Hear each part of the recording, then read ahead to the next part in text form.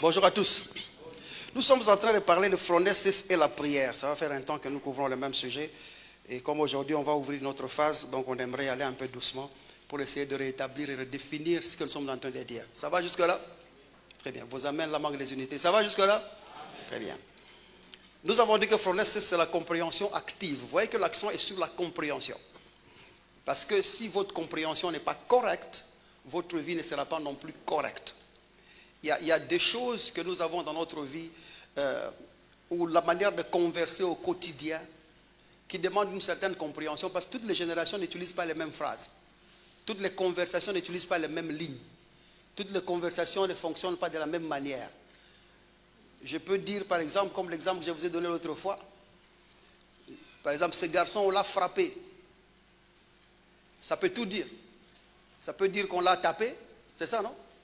Ça peut dire qu'on l'a volé l'argent. Ça peut dire qu'on l'a escroqué. Parce que j'ai seulement dit, ce garçon, on l'a fait quoi? On l'a frappé. Selon le contexte, ça peut tout dire. C'est comme ça que dans la parole de Dieu aussi, et dans ce que nous apprenons ici, la compréhension devient très, très importante. Nous devrions nous asseoir dans la compréhension des choses qui sont en Christ, afin que nous puissions comprendre exactement les pensées de Dieu telles qu'ils veulent parvenir chez nous. La compréhension, c'est la clé de toute évolution dans la croissance chrétienne ou dans la maturisation spirituelle.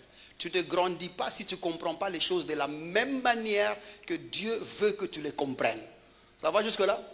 Et c'est ta compréhension qui définira aussi ta vie. Tu vivras différemment par rapport à la manière dont tu comprends les choses. Vous pouvez tous faire le même commerce, mais celui qui réussira dans son commerce sera celui qui aura la compréhension exacte de ce commerce-là. Même si vous vendez les mêmes produits. C'est comme ça que cette sagesse phronesis, au fait, elle met son accent sur la compréhension. Nous avons dit que c'est la compréhension qui active, pas une compréhension dormante, c'est une compréhension active. C'est-à-dire une compréhension qui est là en train de t'éduquer tout le temps, qui est à jour. Une compréhension active, nous avons dit, qui pose des actes et qui nous cause à le faire tout en suggérant des lignes d'action en Christ. Et je disais l'autre fois, elle n'est pas en train de poser des actes. Elle n'est pas en train de le faire maintenant. Parce que nous parlons de la sagesse de Dieu qui est éternelle. Cette sagesse qui était là depuis le commencement, même avant que le commencement. La Bible dit que cette sagesse phronesis était là avant que même Dieu ne forme la terre.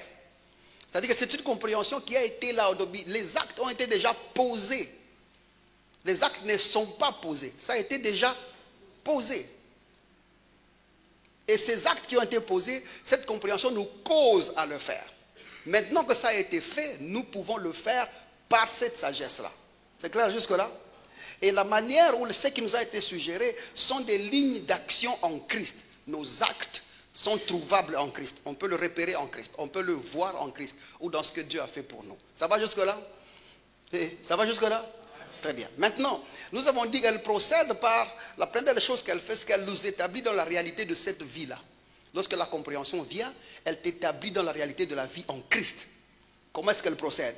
En nous apportant les suggestions détaillées de cette vie, premièrement. Les détails de la vie en Christ.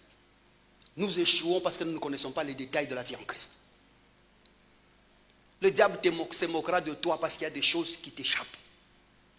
Si tu comprends exactement ce que Dieu veut avec toi ou ce que Dieu a fait pour toi dans les détails, tu seras une personne qui gagnera tous les jours au nom de Jésus-Christ. La deuxième chose, c'est qu'elle procède en nous octroyant des affirmations qui boostent nos déclarations. Parce que la vie chrétienne est strictement centrée sur ce que nous disons.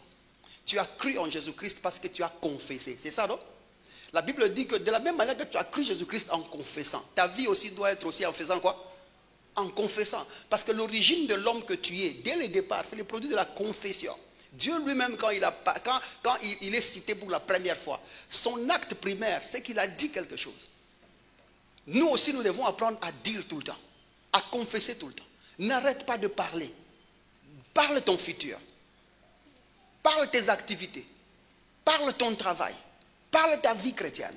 Parle ton ministère. Continue à les dire, continue à les confesser, continue à les proclamer. Et tu n'as pas besoin de voir les résultats tout de suite. Mais il faut seulement savoir que les paroles n'ont pas de cimetière. Tout ce que tu dis arrivera par s'accomplir au nom de Jésus-Christ. Continue à les dire et n'arrête pas au nom de Jésus. Et la troisième des choses, c'est qu'elle nous ramène tout simplement à la conscience de la présence de Dieu dans nos vies et de la fusion avec lui. Savoir que Dieu est présent dans ta vie, c'est une chose. Mais savoir que tu as fusionné avec lui, c'est une chose excellente. Quand tu réalises dans ta vie que tout ce que tu es, c'est ce qui loge Dieu, ça devient différent. Accepte que Dieu parle par ta bouche.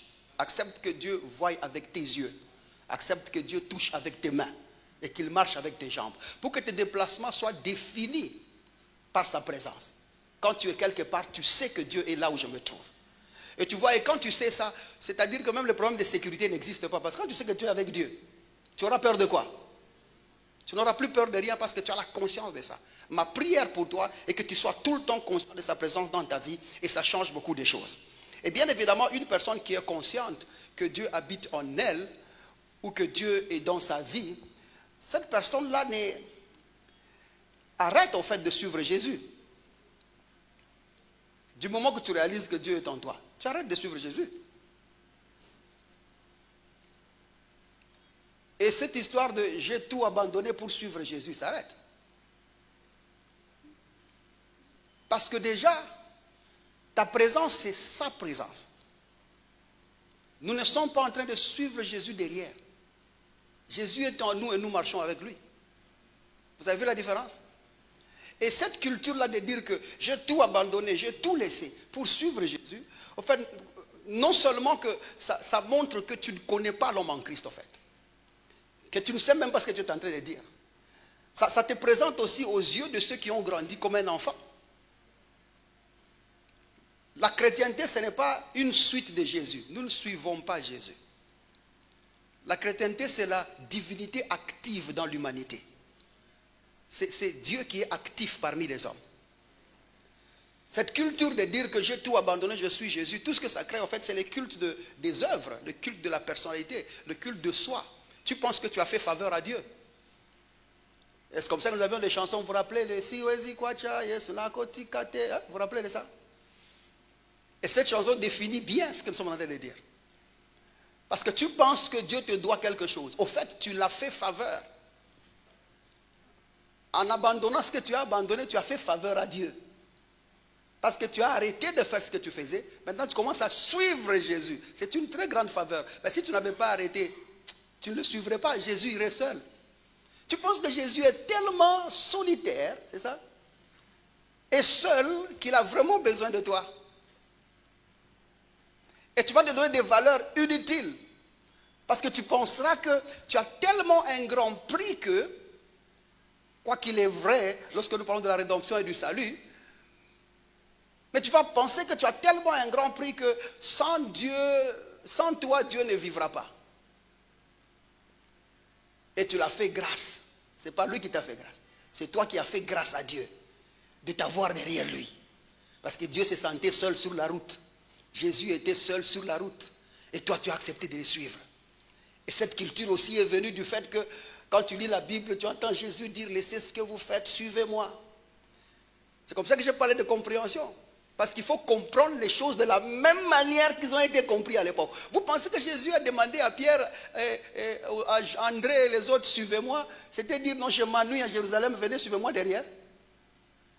Ou encore Jésus a dit à Jean, suivez-moi, parce que ça me promener seul dans la ville, je ne suis pas bien, je veux que vous soyez avec moi. Vous pensez que c'était à cause d'une promenade de santé que Jésus a appelé les autres qu'on le suive? Le verbe suivre qui est là, il est plus fort que ce que nous pensons. Ce n'est pas un verbe d'accompagnement comme nous le pensons. Ça signifie autre chose. Parce que nous sommes là et je pense que vous êtes intéressés à savoir. Jean chapitre 10. Qu'on définisse un peu ce que le suivre veut dire.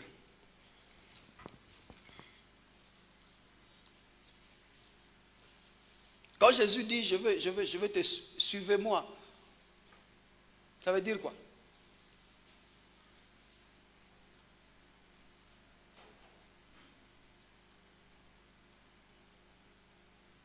Regardez le verset 27.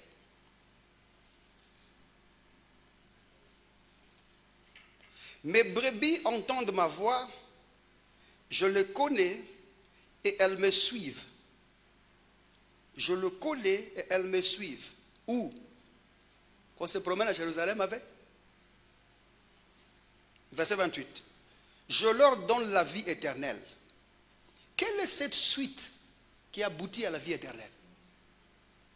Où avons-nous suivi Jésus pour qu'à la sortie nous obtenions la vie éternelle? Regardez le contexte, verset 8 du même chapitre. Tous ceux qui sont venus avant moi sont des voleurs et des brigands. Mes brebis ne les ont point écoutés. Donc la loi a parlé, les prophètes ont parlé, les psaumes ont parlé, c'est de eux qu'on parle là, les voleurs et les brigands, ce sont ceux-là. Ils ont parlé, il dit mes brebis ne les ont point écoutés. Maintenant quand Jésus lui est venu, il a parlé, les brebis ont écouté. Verset 9, il dit je suis la porte. Si quelqu'un entre par moi, il sera sauvé. Si quelqu'un fait quoi? Entre par moi, il sera sauvé. Il dit, il entrera et sortira. Et il trouvera des pâturages. Il entrera où? Dans sa mort. Il sortira, c'est quoi? Il ressuscitera. Et après là, il trouvera des pâturages. Le mot pâturage parle de l'abondance des faits, de la satisfaction d'une vie. C'est que nous avons trouvé le complet en Christ. Être tout pleinement en lui. Quand les pâturages abondent, quand les pâturages sont multiples, même la faim, vous n'avez pas. N'est-ce pas ça? Je parle ici dans l'imagerie où vous êtes un animal qui doit manger. Quand les pâturages sont multiples, même les animaux là ne s'inquiètent plus de la faim. C'est ça, non? Il parle d'une vie de satisfaction. C'est comme ça que quand Pierre dit à Jésus, ou les disciples disent à Jésus, nous avons laissé ce que nous étions en train de faire pour te suivre. Vous avez obtenu le faire pour te suivre. Qu'est-ce que nous obtiendrons? Jésus leur dit une fois, vous obtiendrez du bien sur la terre et dans les jours à venir, ou dans les cieux où vous irez. Ça parle de la satisfaction. Quand tu as reçu Jésus-Christ comme Seigneur et Sauveur, tu es satisfait ou satisfaite sur terre et tu es satisfait dans ce qu'il y aura. Quelqu'un me comprend jusque-là? Ailleurs, il dit, si quelqu'un veut me suivre, qu'il se charge lui-même de sa croix. Se charger de la croix veut dire quoi? Mourir. Quelqu'un me comprend jusque-là? Regardez-moi, laissez les autres venir, ils sont en retard, c'est leur problème. Se charger de la croix veut dire quoi? Mourir. Il parle de la mort, en fait. Quand la Bible parle de suivre Jésus, cette phrase-là ne dit pas le suivre derrière pour l'accompagner. Ça veut dire tout simplement mourir avec lui et ressusciter avec lui. Quelqu'un me comprend jusque-là? Donc ça, c'est un problème de vocabulaire. Ne pensez pas que quand vous dites « je suivis Jésus », vous le faites faveur ou vous l'aidez à quoi que ce soit. Aussi longtemps que tu n'es pas mort et ressuscité avec Christ, tu ne pourras pas fusionner avec Christ. C'est comme ça que je dis. Quelqu'un qui connaît que Dieu habite en lui, qui a la fusion ou la conscience de la fusion avec Dieu, cette personne arrête de suivre Jésus. Parce que sa présence, c'est la présence de Dieu. Là où il est, c'est là que Dieu se trouve. Quelqu'un me comprend jusque-là? Je pense qu'on peut continuer. Et puis nous avons dit, en fait, tout ce que nous sommes en train de dire ici, ça nous amène bien évidemment à l'homme en Christ. Et nous avons dit, cet homme en Christ-là, il est saint, il est juste et il est glorieux. Connaître l'homme en Christ est très avantageux. Quand tu connais l'homme en Christ, ça change beaucoup de choses. Vous savez comment est-ce que Jacques appelle l'homme en Christ? Jacques appelle l'homme en Christ la grâce excellente. Le don parfait. Allons là-bas. Jacques chapitre 1er, verset 17. Parce que nous voulons dire d'autres choses, il est important que je tourne un peu en rond comme ça.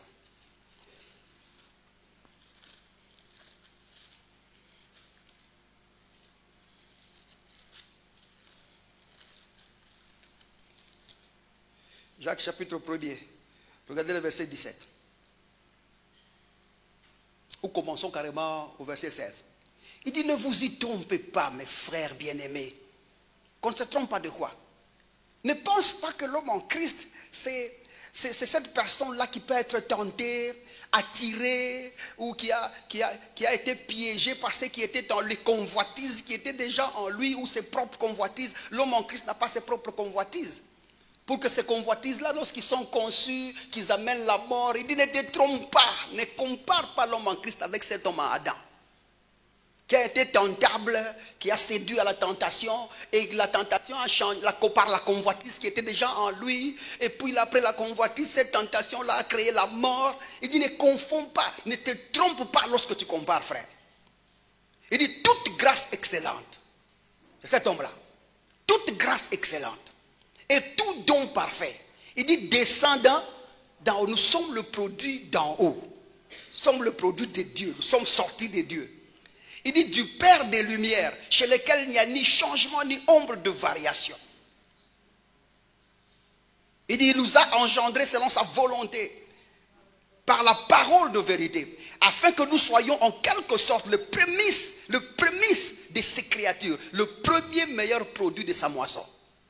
C'est ce que veut dire prémisse. Il dit ne compare même pas l'homme en Christ avec l'autre là.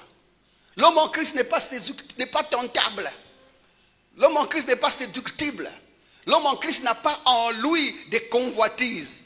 L'homme en Christ est propre en l'intérieur, pur, parce qu'il occupe Dieu lui-même. Quelqu'un me comprend jusque-là? L'homme en Christ, c'est le don parfait. La grâce excellente. Le don parfait. Vous savez, quand il appelle don parfait, au fait, il dit tout simplement que l'homme en Christ, ce n'est pas Jésus à Jérusalem. Jésus à Jérusalem, c'est un don de Dieu pour les hommes, mais il n'est pas un don parfait devant Dieu, parce qu'il venait prendre la place de l'homme qui a péché. Vous comprenez? Jésus, c'est car Dieu a tant aimé le monde qu'il a donné son Fils unique. Jésus, c'est lui qui n'a pas épargné son Fils, mais qui l'a livré. Vous voyez, cette livraison-là, c'est un don. Mais l'homme en Christ, ce n'est pas celui-là. L'homme en Christ est l'ouvrage de Dieu, créé en Christ pour les bonnes œuvres qu'il a préparées d'avance. L'homme en Christ, c'est l'excellence de grâce. L'homme en Christ, c'est la gloire de Dieu manifestée.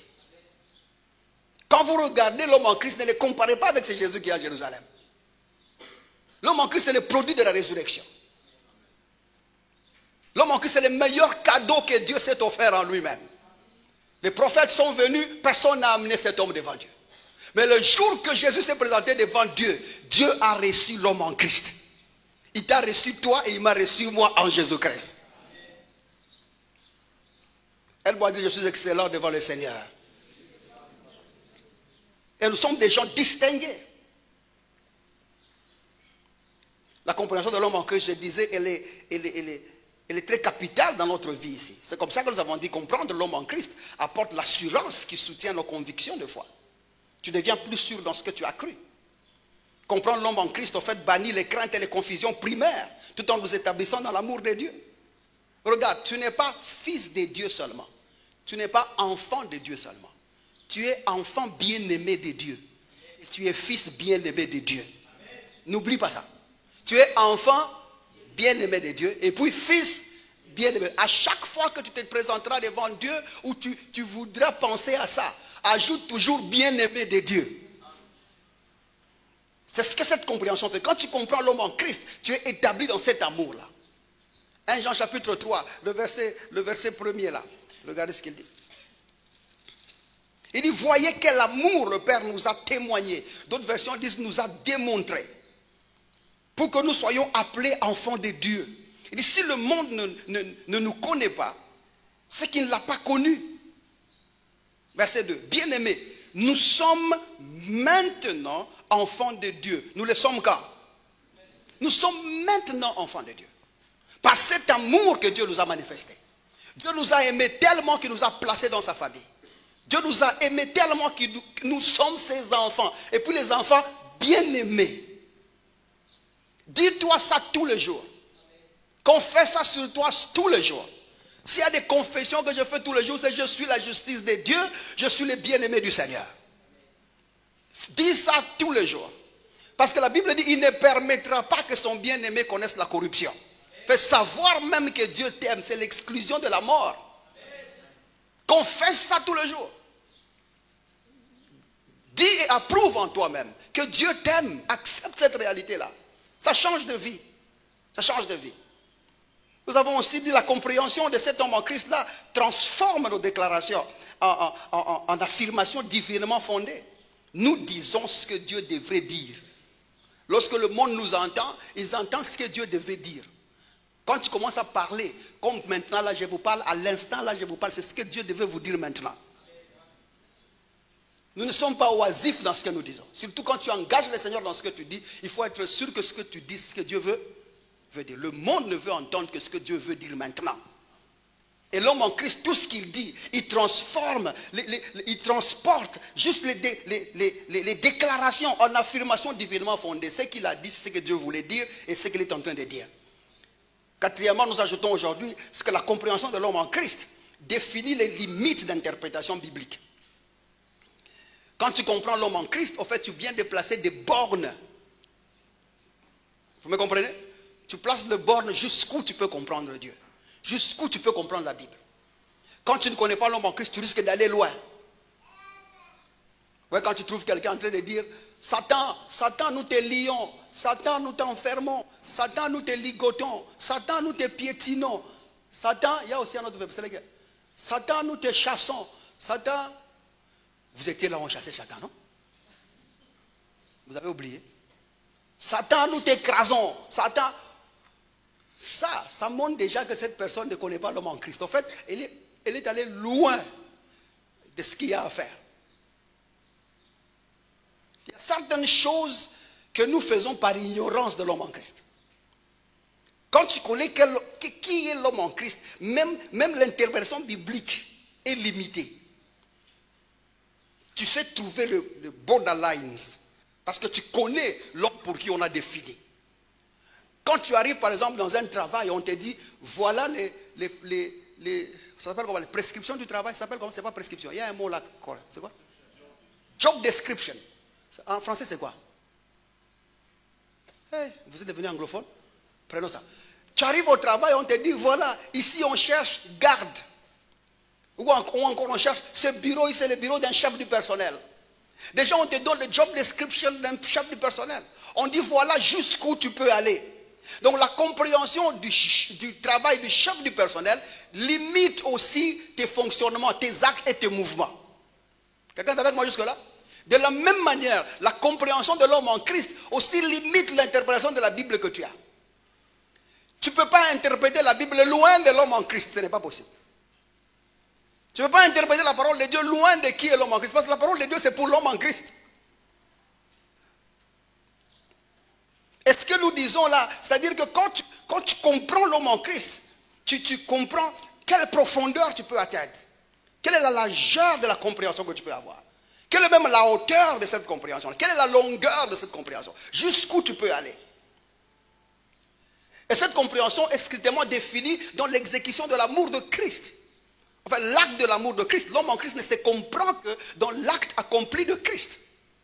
On ne peut pas comprendre l'homme en Christ en dehors de ce que Dieu a fait pour nous en Christ.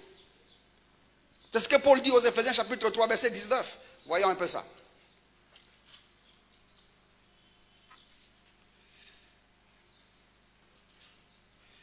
Ce texte il est bien quand nous le commençons un peu plus haut.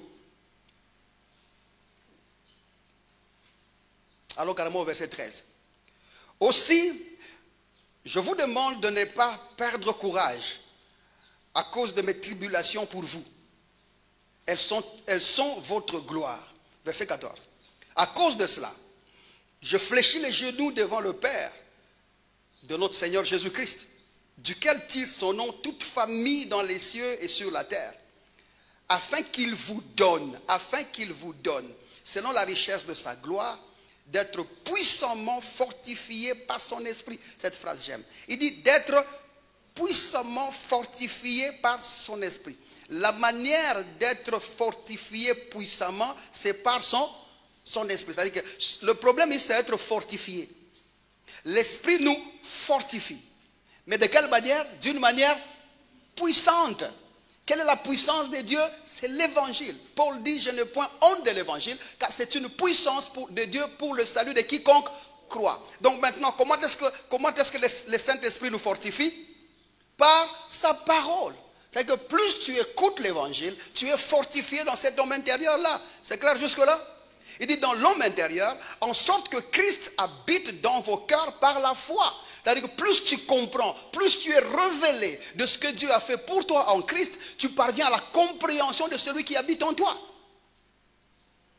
Afin qu'étant enraciné et fondé dans l'amour, aide-moi à dire c'est dans l'amour. Enraciné et fondé dans l'amour. De quel amour parlons-nous ici? De l'acte de Christ. Ce que Dieu a fait pour nous en Christ. C'est ce qu'on appelle l'amour ici. Il dit, vous puissiez comprendre avec tous les saints quelle est la largeur, la longueur, la profondeur et la hauteur. Et connaître l'amour de Christ. Donc l'amour dans lequel nous sommes fondés, c'est l'amour de Christ. Ici, ce n'est pas Christ nous a aimés. Ça ne parle pas de ça. Ici, c'est l'acte de Dieu manifesté dans l'œuvre accomplie de la croix. C'est ce qu'on appelle ici l'amour de Christ. L'amour de Christ, c'est l'acte de la croix. L'amour de Christ, c'est l'acte de Golgotha. Quelqu'un me comprend jusque-là? Il dit connaître l'amour de Christ qui surpasse toute connaissance. L'amour de Christ surpasse toute connaissance. Et le mot connaissance là-bas, c'est compréhension. L'amour de Christ surpasse toute compréhension. S'il y a à comprendre, il faut le comprendre par rapport à ce que Dieu a fait pour nous en Christ. Je suis en train de parler à quelqu'un jusque-là. Il dit en sorte que vous soyez remplis jusqu'à toute la plénitude de Dieu. Donc plus tu comprends ce que Dieu a fait pour toi en Christ, tu es rempli jusqu'à toute la plénitude de Dieu. Ainsi ta compréhension est limitée par la compréhension de l'homme en Christ. Quand tu comprends ce que Dieu a fait pour toi en Christ et ce que tu es, ça délimite même tes compréhensions. Tu ne vas pas loin. Ce que nous voulons dire, c'est que notre positionnement en Christ définit ou délimite la compréhension et la lecture. Tu comprends et ce que tu lis, limité par la révélation de l'homme en Christ. Mais si tu ne comprends pas l'homme en Christ, tu risques d'aller loin. C'est comme ça qu'il y a des gens qui s'attellent plutôt à expliquer 666, et Armageddon, et fin du monde, et toutes ces choses-là sont bien. Mais où est l'homme en Christ dans tout ça? Parce que quand tu lis les livres d'Apocalypse, vous avez déjà lu l'introduction du livre d'Apocalypse? Vous avez déjà lu l'introduction? Lisons-le, comme j'y pense, comme ça nous vient ici. Juste Apocalypse chapitre 1er, verset 1er. Il dit révélation de Jésus-Christ. Apocalypse c'est quoi? Répondez-moi. Apocalypse c'est quoi? Révélation du dragon, de la bête. Révélation de la femme et les étoiles. C'est révélation de quoi? Alors quand tu ouvres le livre d'Apocalypse, tout ce dont tu dois t'intéresser là, c'est trouver le Jésus qui est dedans. Pas trouver les signes de la bête. Pas essayer de comprendre ce qu'on ne t'a pas dit. On t'a donné un livre. La première ligne te dit, ce livre que tu tiens là, c'est quoi?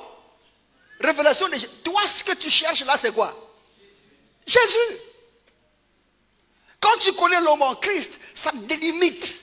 Mais quand tu ne connais pas l'homme en Christ, tu vas chercher même là où on ne te demande pas de chercher.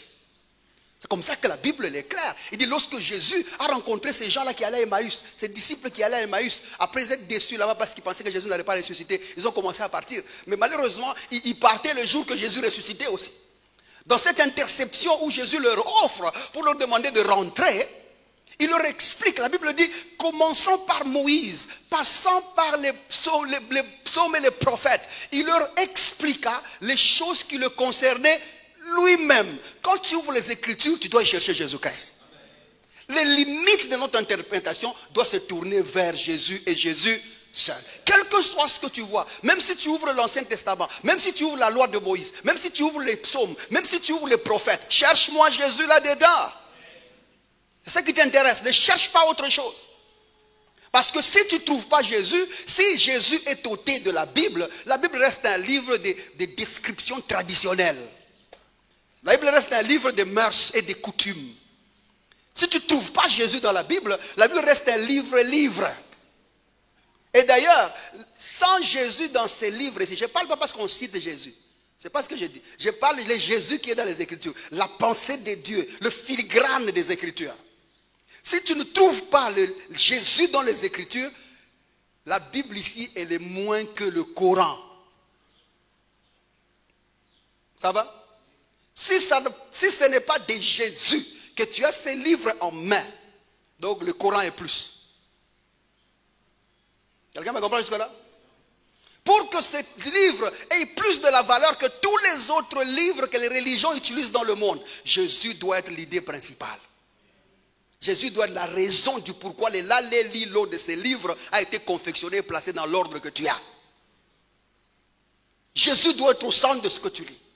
Jésus doit être au centre de ce que tu vois. C'est comme ça que quand tu connais l'homme en Christ, les limites sont placées. En réalité, l'homme en Christ devient en fait la grille de la lecture. La grille de la lecture. Ou encore les lunettes de la vue. Quand tu veux interpréter la Bible, il faut voir Jésus avec. Tu vois la Bible par Jésus-Christ. C'est parce que tu cherches cet homme en Christ là, tu cherches ce Jésus là dans les Écritures, que tu peux ouvrir la Bible et la lire. Parce qu'en réalité, l'interprétation biblique, au fait, arrête arrête d'être une innovation ou une quête à innover. Quand tu commences à interpréter la Bible connaissant l'homme en Christ, tu n'innoves plus. Tu n'apportes plus de nouvelles choses. L'interprétation biblique, ce n'est pas une quête à l'innovation ou à apporter de nouvelles choses. Mais l'interprétation biblique, au fait, c'est faire asseoir les gens dans un mode d'excavation. Et nous creusons pour ramener à la surface ce qui était déjà. La parole de Dieu, c'est une vérité. Elle doit être constante. Elle ne doit pas bouger tout le temps. Même pas bouger une fois. En d'autres termes, quand je lis Genèse, je dois comprendre Genèse avec l'intention de cet homme en Christ-là, comme ceux d'avant l'ont compris, et que nous la comprenons aujourd'hui, et qu'ils la comprennent demain. Vous êtes avec moi jusque-là? C'est comme ça que l'auteur aux Hébreux dit que Jésus-Christ est le même hier, aujourd'hui et éternellement. Parce qu'il est l'intention du dire de Dieu dans les Écritures. Quand tu interprètes la Bible, tu dois connaître cet homme en Christ-là. Parce que c'est de lui qu'on parle. Et tu es délimité par ça. Je parle aux hommes de Dieu jusque-là. C'est comme ça que Paul dit, il dit présente-toi, efforce-toi de te présenter comme un serviteur éprouvé, qui n'a point à rougir, mais qui peut droitement dispenser la parole de Dieu. Lorsque tu prêches, tu sais tirer des choses de Christ. Parce que tu connais cet homme en Christ là. Quand tu connais cet homme en Christ, tu ne vois que les choses de Christ. Tu ne vois pas autre chose. J'ai entendu dernièrement là, quelqu'un dire, non, la quatrième personne qui est sortie dans les feux là de Daniel, Shadrach, Meshach, Abednego. Il insiste. Dites Amen, je vous dis quelque chose. Dis Amen. Je ne sais pas le feu que tu traverses. Jésus est là avec toi. Vous brûlez avec lui? Hein? Et je t'informe, vous savez, il y a une chose que vous ne savez pas. Vous savez que ceux qui étaient dans les feux, ils ont quand même brûlé. Vous savez ça? Ils sont sortis, c'est seulement leur slip qui n'avait pas brûlé. Hein? Et leurs cheveux. Et le reste. C'est ça la pensée que nous avons. Tu vois, quand tu ne connais pas l'homme en Christ, tu peux aller dans le malheur, atteint souvent les justes, mais l'Éternel les en délivre toujours. Mais tout dépend de quel malheur. Certains malheurs, tu peux laisser la jambe là-bas. Je te dis la vérité, le malheur arrive comme ça. Tu es avec Jésus dans ces malheurs-là. Le malheur vous arrive, mais tu perds ton enfant. Hein? Tu perds ta femme. Hein? Dans ces malheurs-là. Et puis tu vas dire à la fin, c'était un grave accident. Mais gloire à Dieu, gloire à Dieu. Beaucoup de gens sont morts en ces moments. Mais moi, je suis quand même dans la chaise roulante. Et puis tu dis, gloire à Dieu. Le gloire à Dieu, là, il est où? Parce que tu es sorti de là ou parce que tu es dans la chaise roulante? Il dit, celui qui était dans les feux, là, c'est Jésus. Jésus. Jésus. Jésus. Dans les feux avec toi. Vous brûlez. Il te laisse sortir en caleçon.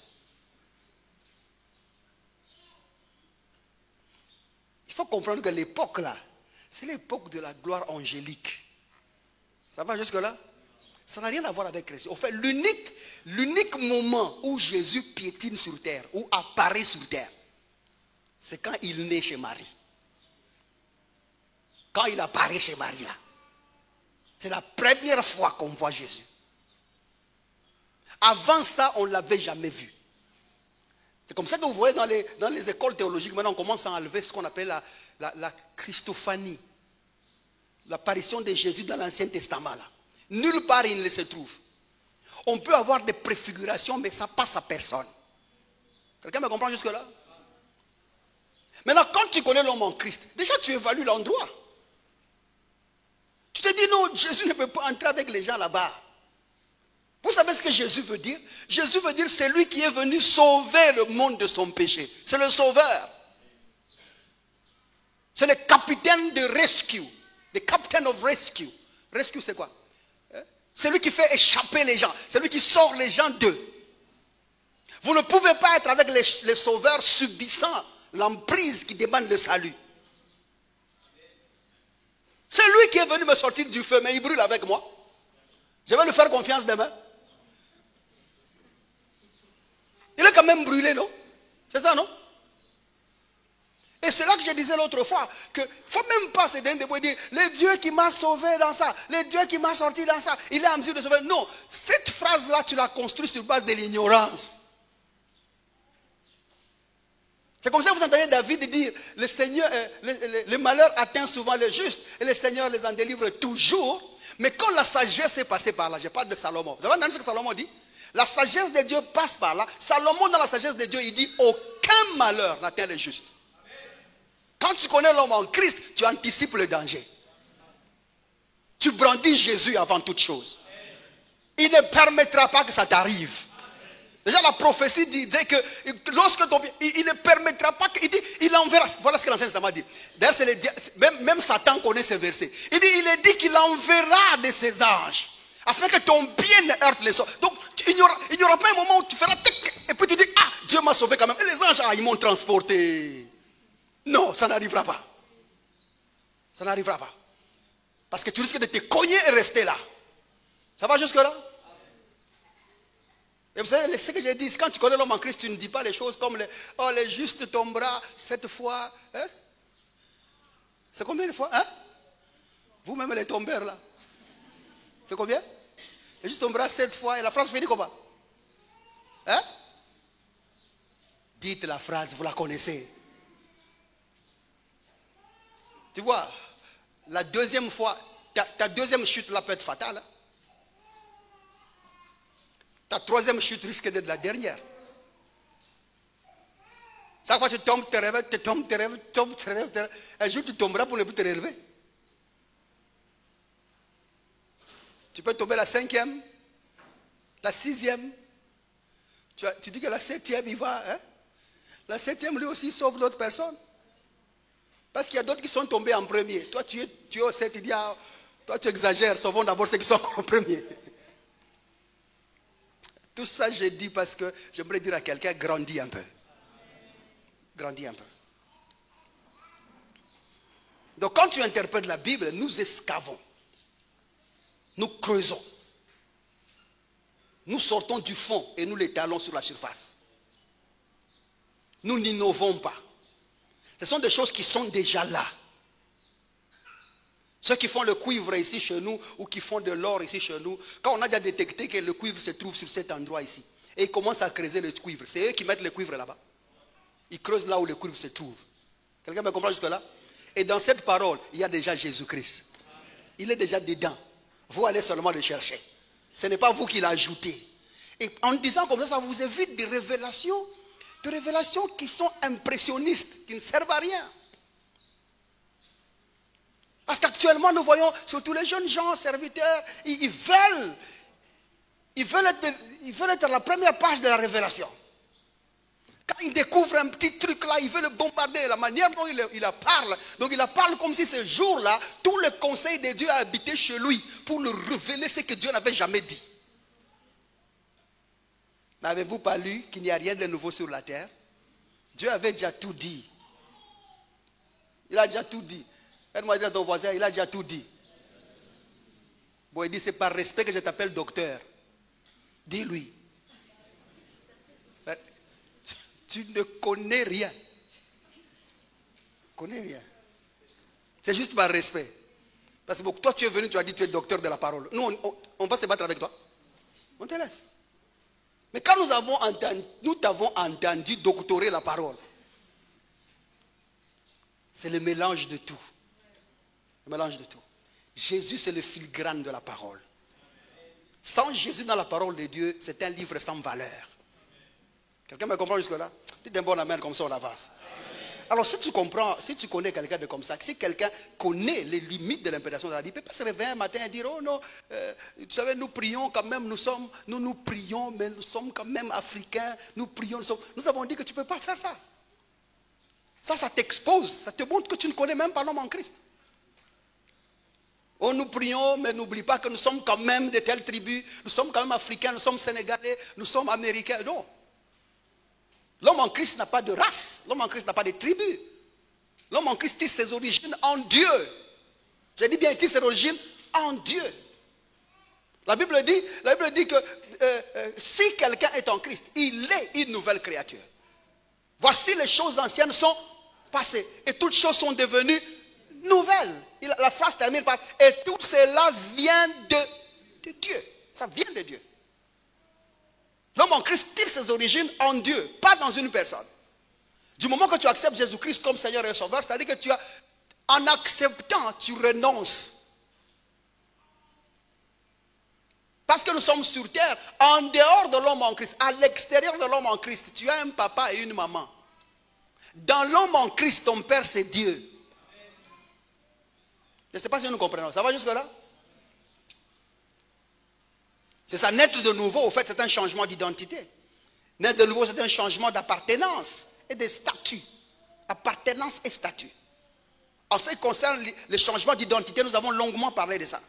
Maintenant, nous sommes en train de parler de changement d'appartenance. C'est-à-dire que tu étais à un endroit, maintenant tu appartiens à l'autre endroit. Et l'appartenance dans toute sa globalité. C'est ce qui fait que lorsque nous avons, par exemple, exposé cet homme en Christ devant les autres êtres vivants qui sont sur la terre, les arbres, les animaux et les autres hommes, nous avons compris que l'homme en Christ, il est de Dieu. Cet homme en Christ-là vit par la parole. Il vit de l'esprit. L'origine de sa vie est dans l'esprit de Dieu. Et cet homme en Christ-là, il est passé de la mort à la vie. En réalité, il est éternel et immortel. L'homme en Christ est un être vivifiant et non un être vivant. Est-ce que nous comprenons?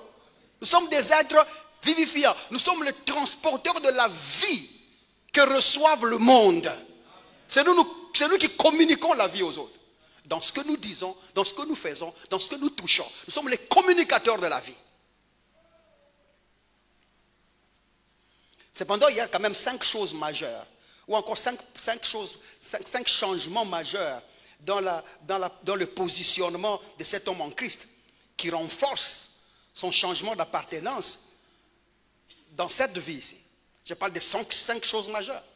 La première des choses qu'il faut savoir, j'espère en finir tous les 5 aujourd'hui, la première des choses qu'il faut savoir, c'est que l'homme en Christ a changé de royaume.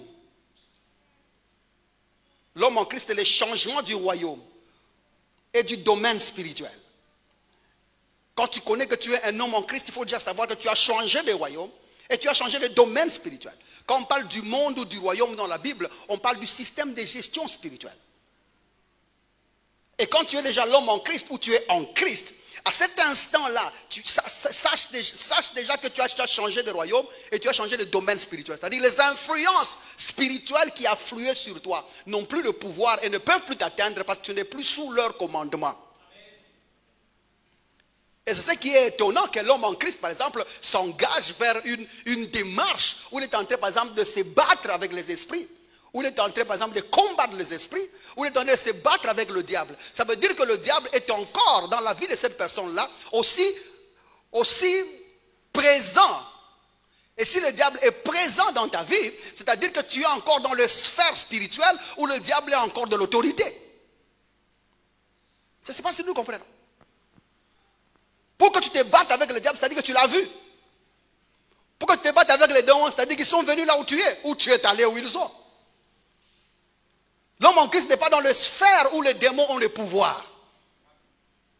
L'homme en Christ se trouve là, il n'est même pas là où les démons ont été dépouillés. Il n'est même pas là où les autorités ont été dépouillées. Il n'est même pas là où les principautés ont été dépouillées. L'homme en Christ a déménagé de là.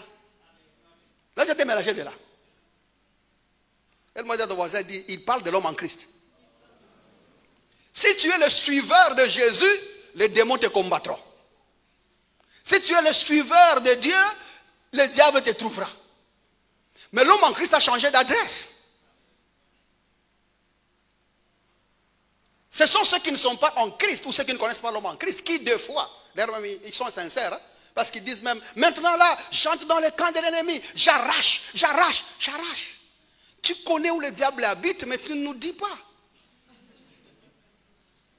Vous comprenez un peu ce que je viens de dire là? Quand quelqu'un connaît l'homme en Christ, il n'a même pas besoin de savoir où le diable se trouve. Celui qui est en Christ, pour lui, papa, quel lien y a-t-il entre Jésus-Christ et Bélial? Quel lien y a-t-il? Quel lien y a-t-il entre les ténèbres et la lumière? Quel lien y Où est la frontière? Il n'y a pas un seul endroit où l'homme en Christ peut arriver et dire à partir d'ici, là, c'est le diable. Ici, c'est chez moi. Il y a un endroit comme ça? Non. Parce que cet homme en Christ là, il est en Dieu. Il a changé de sphère d'influence spirituelle. Et il n'est plus sous influence spirituelle. Il est loin au-delà des principautés, des autorités et de toute domination. Et il n'est pas loin debout. Il n'est pas loin en train de voler. Il est loin assis, posé, stable, sur ses deux jambes. Quand tu commences à paniquer, donc tu ne connais pas cet homme en Christ là. Suis-je en train de bien parler jusque-là? Jean 3, 3 et Jean 3, 5.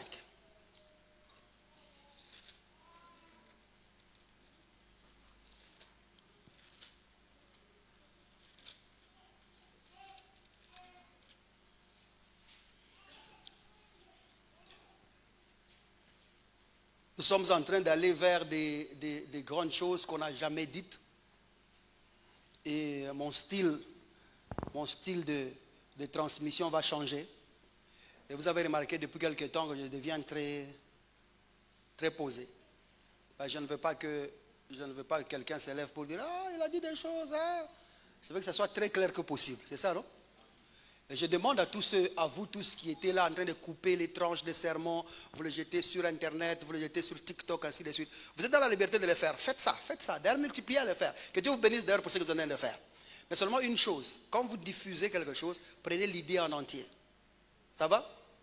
Commencez l'idée au début et terminez à la fin. Nous ne sommes pas dans une quête d'impressionner des gens. Je pense que le monde entier, et tout ce que vous qui avez les TikTok, vous remarquez, les réponses que vous avez partout au monde, ça montre le besoin du monde de la grâce que nous avons à Maître Church. Donc il faut qu'on le fasse avec amour, c'est ça, non? Nous ne cherchons à prouver rien, on ne veut pas prouver quelque chose. Nous le faisons parce que c'est une nécessité. Ça va? C'est une nécessité. Qui a un compte TikTok, qui partage les sermons, lève la main. Qui partage les sermons? Vous tous là, vous êtes avec nous ou vous n'êtes pas avec nous? Qui a TikTok et qui partage pas ce que nous faisons? Qui est sur les réseaux et qui ne partage pas ce que nous faisons? Qui a WhatsApp qui ne partage pas ce que nous faisons? Les gens qui nous combattent. Entre sur les réseaux, partage ce que nous faisons. Est-ce que c'est toi c'est ton visage qu'on voit? Ou bien tu as peur, tu dis si je partage ça, ils vont m'attaquer. C'est toi qu'on va attaquer. Et d'ailleurs, avant, on était un peu très... Au fait, moi, ce qui m'intriguait de plus, pas m'énerver, ce qui m'intriguait de plus, c'est voir que quelqu'un répond. Tu as pitié de lui parce que, tu vois, la distance où il se trouve. Et les gens pensent que leur ignorance, c'est la suffisance de la connaissance. Il faut accepter que il y a peut-être autre chose à connaître. Quelqu'un me comprend jusque-là? Il y a peut-être autre chose à connaître. Et être si humble. Nous tous ici, il y a des fois tu tombes sur quelqu'un, tu dis c'est intéressant ce qu'il dit. Ça, je n'avais pas encore vu ça comme ça. C'est ça là, hein? C'est ça l'humilité, hein? L'humilitude. Et puis quand vous êtes là, vous entendez que j'ai dit quelque chose. Et que vous voulez répéter ça dans un sermon quelque part. Au moins, ayez l'honnêteté scientifique. De dire comme le pasteur Nado a toujours dit. Ça va? Il ne faut pas déjà, tu es là, tu déclares ça comme si c'est... Bon. De toutes les façons, bon. Aussi longtemps que Jésus est Seigneur, nous on a des problèmes. C'est Jésus qui gagne. Aide-moi à dire c'est Jésus qui gagne. Jésus qui gagne. Nous sommes où? Jean chapitre 3, verset 3. Nous sommes en train de parler ici du fait que cet homme en Christ a changé de royaume et de domaine spirituel, des sphères d'influence spirituelle. Il a complètement changé. Il n'est plus à la même adresse. Aide-moi dire à ton voisin, il n'est plus à la même adresse. La discussion qu'il y a en Jean chapitre 3 concerne un questionnement qu'un rabbin, un sage ou une personne aguerri de la parole à l'époque va poser à Jésus qui concerne la nouvelle naissance. Regarde avec moi jusque-là. En fait, Jésus est en train d'expliquer ici la nouveauté de vie et son importance. Naître, c'est sortir de. Ça va? Naître, c'est sortir de. Mourir, c'est entrer dans. Vous avez compris jusque-là? Maintenant, il y a de ces gens-là qui disent, oh non, regarde maintenant, ce verset ici, Jésus parle du baptême d'eau. Non, Jésus ne parle pas du baptême d'eau. Baptiser, c'est plonger dans. Jésus parle ici de naître, qui est sortir de. Vous avez compris? Allez faire ce travail à la maison, vous verrez ce que j'en ai dit. Ce n'est pas un verset du baptême, c'est un verset qui parle de la nouveauté de vie. Verset 3. Jésus lui répondit, en vérité, je te le dis, si un homme ne naît de nouveau,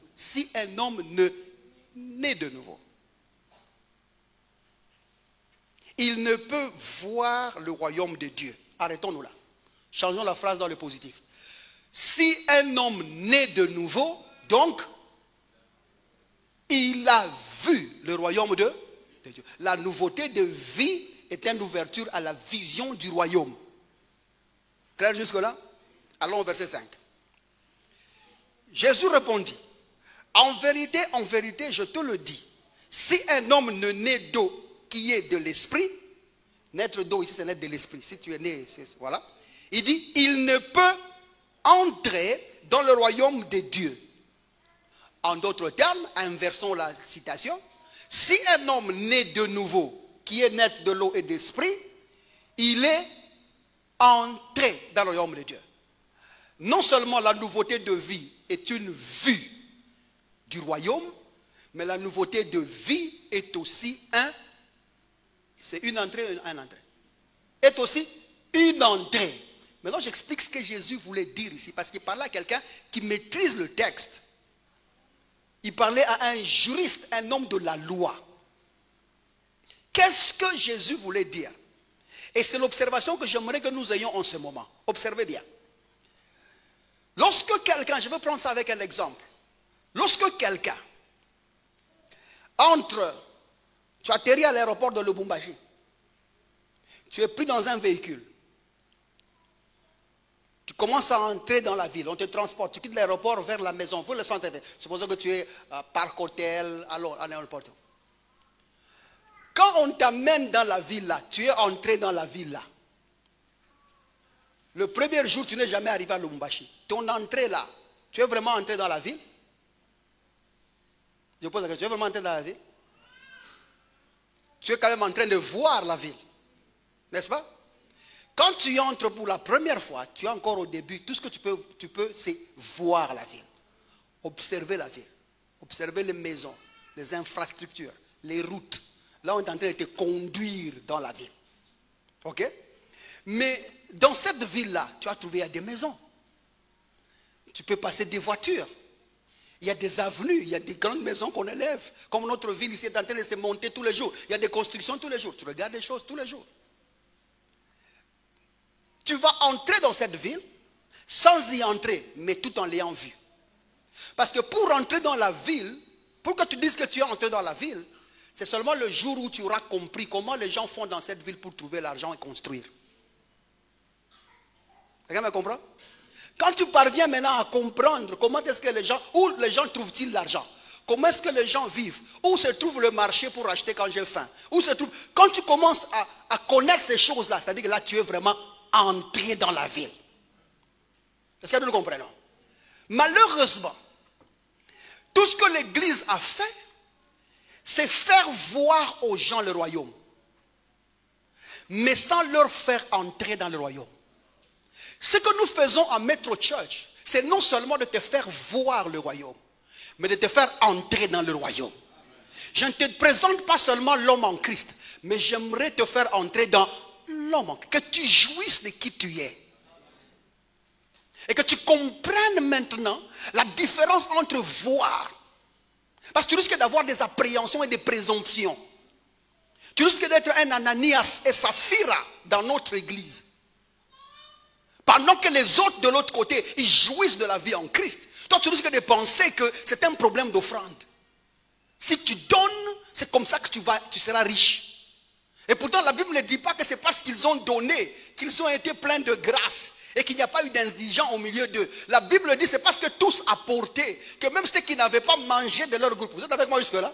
C'est l'abondance des apports qui faisait que tous trouvaient au nom de l'amour fraternel. Mais ce n'est pas parce qu'ils donnaient que leur don s'est multiplié.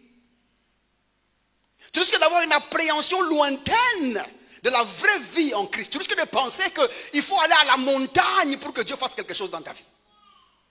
Tu risques de penser qu'il faut, c'est comme l'autre qui disait, aussi longtemps que tu n'as pas encore fait 21 jours de prière, tu n'es pas encore un chrétien. Aide-moi, ça c'est l'exercice. Ce sont les exercices. Ça n'a rien à voir.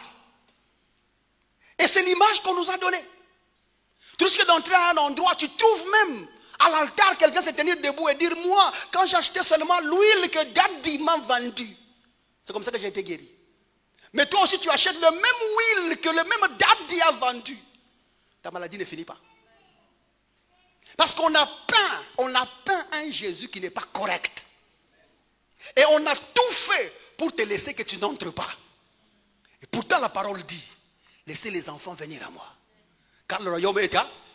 Tout ce que je fais là, c'est pour eux. Et ici, nous te laissons entrer. Que tu viennes découvrir que ton pasteur n'a pas de secret. Je n'en ai pas. Que ton pasteur n'a fait aucun sacrifice. Ton pasteur que tu vois ici, je n'ai payé aucun prix. Le prix, c'est Jésus qui l'a payé. Le sacrifice, c'est Jésus qui l'a fait. Je n'ai aucun sujet de gonfler devant vous. Car tout ce que je suis et ce que je fais est à quelqu'un d'autre. C'est l'œuvre de Jésus-Christ. Je ne sais pas vous dire ici, vous ne savez pas quel prix j'ai payé. Vous ne savez pas quel sacrifice j'ai fait. Quel sacrifice tu fais? Je suis en train, en disant ça, de vous enfermer en dehors. Pour que vous n'entrez pas et découvrez ce que vous êtes en réalité. Et si vous êtes sous quelqu'un qui vous fait ça, cet homme-là est plus que sorcier. Vaut mieux dealer. Parce que ton oncle qui était un sorcier là, quand tu lui offres un pantalon, il va quand même calmer une année. Parce qu'il a quand même mangé, il a quand même mis un pantalon, non? Ta tante là qui est en sorcier, son problème c'est les pagnes. Trouve seulement les pagnes, elle va se calmer. Elle va se calmer. Oh non, ma belle-mère ne m'aime pas, ma belle-mère non, appelle-la, donne-le 2 pagnes, 4 pains, $100, et la belle-mère va se taire. La sorcellerie va finir. Ça sont des choses des hommes. Vous êtes avec moi jusque-là? Mais quelqu'un qui te refuse l'accès dans qui tu es, il est plus que sorcier. Plus que sorcier. Maintenant, tu peux avoir entendu parler de Jésus. Tu peux même avoir cru en Jésus-Christ. Et observer les rudiments, les choses du début de la chrétienté. Il faut que quelqu'un te fasse entrer. Et on ne peut accéder aux bénéfices des choses en Christ. On ne peut accéder au pâturage que par la révélation de Jésus-Christ. Il faut qu'on te présente l'homme en Christ. Si on ne te présente pas l'homme en Christ, tu verras la chrétienté de loin. Tu verras cet homme en Christ de loin. Il y a toujours un pasteur là, lui quand il m'appelle, c'est un prophète d'ailleurs, quand il m'appelle, il est toujours, pasteur en Christ, en Christ, en Christ, en Christ. Vous voulez que je sois où? Tout ce que je connais c'est en Christ. Nous ouvrons la porte à ce que les gens viennent en Christ. Et qu'ils découvrent qui ils sont. Et de toutes les façons, détrompez-vous. On dit bien, la nature revient au galop. Tu prives quelqu'un, l'homme en Christ, un jour il va découvrir. Le jour qu'il va entendre le pasteur Nado prêcher, paf, il va dire, ça ressemble à qui je suis. Ce n'est pas ça? Tu vas se dire, ça je pense que c'est ce qu'il fallait que j'écoute. Parce que quand c'est ce qu'il est, il va aller là où il entend ce qu'il a à manger. Donc tu peux entrer dans la ville, mais tu ne connais pas comment ça tourne. L'homme en Christ a changé de royaume. Nous avons déjà atterri, nous sommes dans un autre royaume. Et dans ce royaume-là, quand tu ne connais pas comment les gens font pour y vivre, tu risques même de commencer à avoir le vocabulaire de Job. Oh Seigneur, depuis que j'ai cru en toi, voilà ma vie se complique, je ne trouve pas, j'essaie mon commerce, ça n'avance pas, je voyage comme tout le monde voyage, je vends comme tout le monde vend, mais les choses ne marchent pas, les choses n'avancent pas. Il y a des réalités qu'il faut que tu connaisses. Est-ce que nous comprenons jusque-là? Quand tu parviens à cette compréhension-là, tu n'as pas les mêmes pleurs. C'est comme Job, par exemple, il dit même sa vache, hein, ne mettez pas bas. Mais on a besoin, même moi je peux dire, Job, ça c'est quel genre de pleurs? Parce que tu vois que cette vache-là, elle est femelle sans mâle. Comme elle n'a pas de mari, elle va tomber enceinte comment? C'est comme ça que les gens qui ignorent l'homme en Christ se plaignent. Nous nous plaignons même sur l'impossibilité visuelle que tu peux résoudre par tes capacités.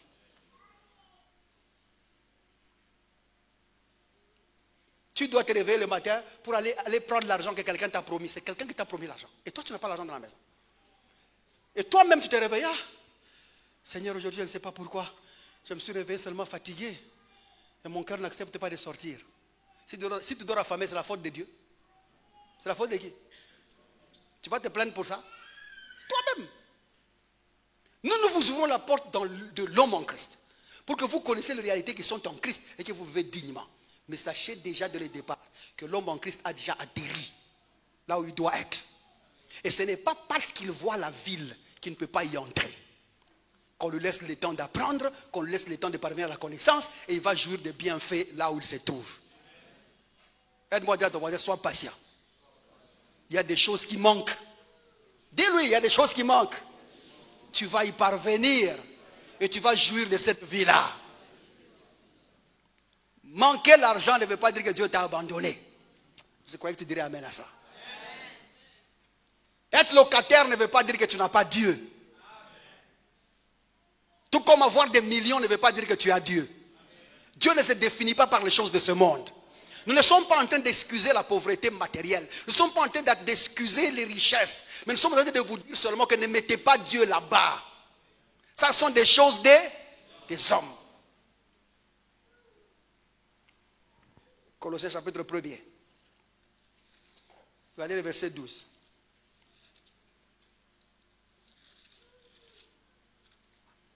Je crois que ce sera le dernier verset.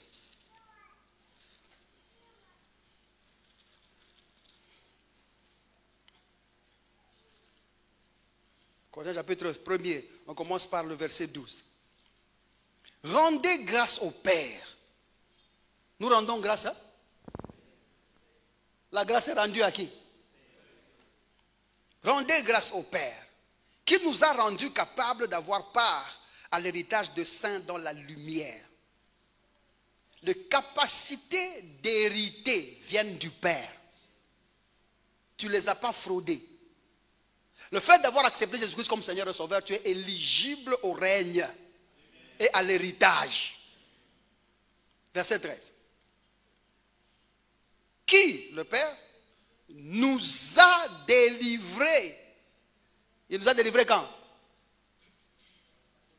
C'est aujourd'hui? C'est demain? C'est progressivement? C'est dans quelques jours? Il nous a, c'est un acte déjà fait. Il nous a délivrés de la puissance des ténèbres. De la puissance de combien de ténèbres? La sorcellerie, c'est ténèbres.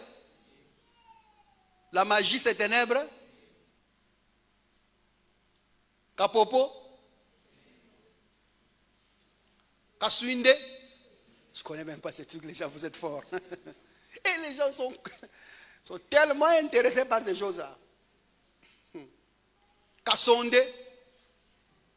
Ténèbres. C'est le ténèbre au pluriel. Dans sa densité et dans sa force. Nous sommes délivrés, sortis de là. Non seulement il nous a délivrés des ténèbres, et nous a transportés dans le royaume du Fils de son amour. Il y a eu transport, mon frère. Il y a eu transport. L'homme en Christ n'est pas là où la tante ensorcelle. L'homme en Christ n'est pas là où les sorciers agissent. L'homme en Christ n'est même pas là où le diable règne. Non. L'homme en Christ a changé de sphère de spiritualité. L'homme en Christ a changé de royaume. L'homme en Christ a vu et est entré dans le royaume de Dieu. Tu es dedans. Aide-moi à dire, je suis dedans. Si c'était dans l'eau, donc tu es déjà mouillé. Tu ne peux pas être dans l'eau et dire je ne suis pas mouillé. Est-ce que c'est possible? Tu es déjà en lui et ça ne changera pas. Tu es déjà mouillé et ça ne changera pas. J'aimerais dire à quelqu'un ce matin, aie la conscience du changement de ton sphère spirituelle. Tu n'es plus sous les pouvoirs ancestrales. Tu n'es plus sous les pouvoirs maléfiques. Tu n'es plus sous le pouvoir démoniaque. Tu n'es plus sous la force des sorciers et des esprits impurs. Tu as déjà changé de ville. Tu as déjà changé de nation. Tu as changé de royaume. Tu es dans le royaume de la lumière. Et la lumière, ce n'est pas le contraire du ténèbre. La lumière, c'est l'exemption du ténèbre. Nous ne sommes pas en compétition avec les autres. Il n'y a pas de lien. Tout ce qui est du diable est démoniaque et ne se trouve pas dans notre royaume. Et il n'y a pas de lien, il n'y a pas d'accord. Alors tout ce que tu vis qui ne ressemble pas à ce qui se trouve dans notre royaume est juste résultat de ton ignorance. Si tu savais que ça ne peut pas exister là, tu n'accorderais pas à ça une place là où tu te trouves. Alors refuse à ce que le diable continue à régner là où il n'a pas de visa et de passeport. Le diable n'a ni passeport, ni visa là où tu te trouves. Il est illégal, il ne peut même pas entrer là où tu te trouves. Et quand on parle du royaume de Dieu là, on ne parle pas d'une clôture où il y a un roi dedans. Ça c'est un langage qui veut dire que nous sommes sous le règne de Dieu. Le mot c'est basileia. Quelqu'un me comprend jusque là? Nous sommes dans le règne de Dieu. Et Dieu ne règne parfaitement qu'en lui-même. C'est comme ça que Paul continue dans son récit. Colossiens chapitre 3 verset 3, je termine avec ça. Car vous êtes morts. Et votre vie est cachée avec Christ en Dieu. Est cachée avec Christ en Dieu. Quand on t'a transporté là dans le royaume de son Fils ou dans le royaume de Dieu, c'est-à-dire que c'est en Dieu que tu te trouves. Et tu n'es pas seulement déposé, tu n'es pas seulement placé, mais tu es caché. Reçois la sécurité au nom de Jésus-Christ. Reçois la tranquillité au nom de Jésus-Christ. Il n'y a aucun esprit impur, il n'y a aucun démon, il n'y a aucun sorcier qui pourra toucher là où tu te trouves. Et d'ailleurs, ils n'y arriveront pas au nom de Jésus. Tu t'imagines, toi tu es en Dieu et quelqu'un veut te faire du mal. Pour qu'il te trouve là, il faut d'abord qu'il entre en Dieu. Non seulement il entre en Dieu et te trouve, il ne te trouvera pas assis. Hein? Donc il faut qu'il commence à te chercher. Parce que tu es caché. Quand Dieu cache, qui va trouver? Personne. Tu es non seulement le cachet de Dieu, mais le cachet dans la cachette de Dieu. Ah, arrêtons là. Que Dieu bénisse quelqu'un.